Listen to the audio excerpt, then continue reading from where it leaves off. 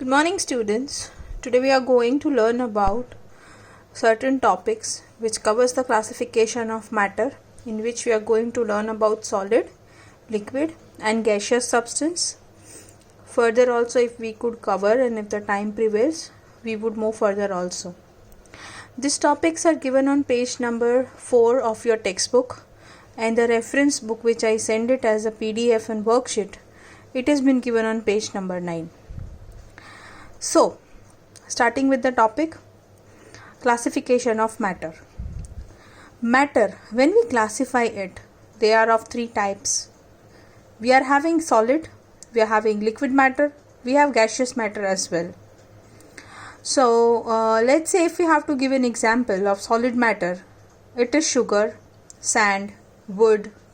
And if I have to talk about the examples of liquid, then it is oil, water, milk. Let's talk about gaseous substance, which are air, oxygen, hydrogen, carbon dioxide and many more. So basically, what is the difference between these three types of matter? So we are going to learn today about its basic properties and how they are in actual.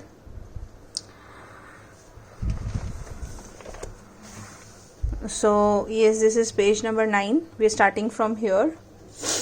So as you can see that here the properties of solid are given.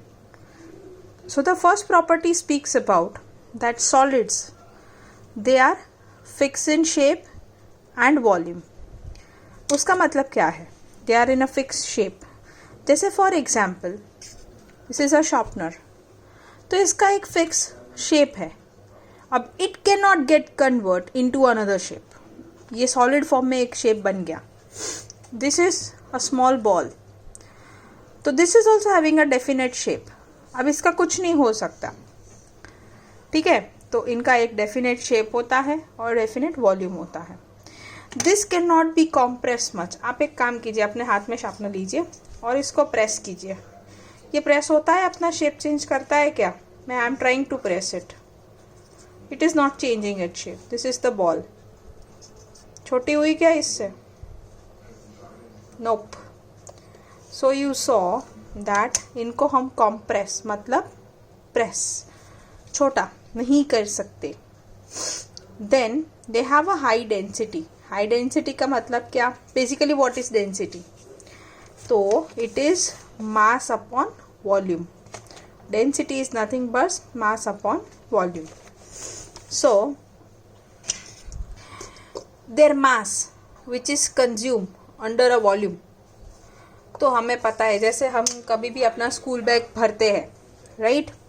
तो हमारी books जो है वो solid है. तो आपने एक बार इन books को बैग में भर दिया, फिर क्या आप कोई और चीज़ भर सकते हो अपनी बैग में? बैग में मतलब जहाँ पे बुक्स है वहाँ पे it would be difficult for you. आपको एडजस्ट करके सब रखना पड़ेगा. क्यों?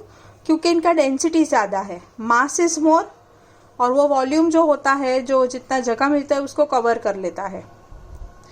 Now we have the fourth property that they do not fill their container. Obvious है, कोई भी सॉलिड कंपोनेंट है वो अपने कंटेनर को फुल भर नहीं सकता है.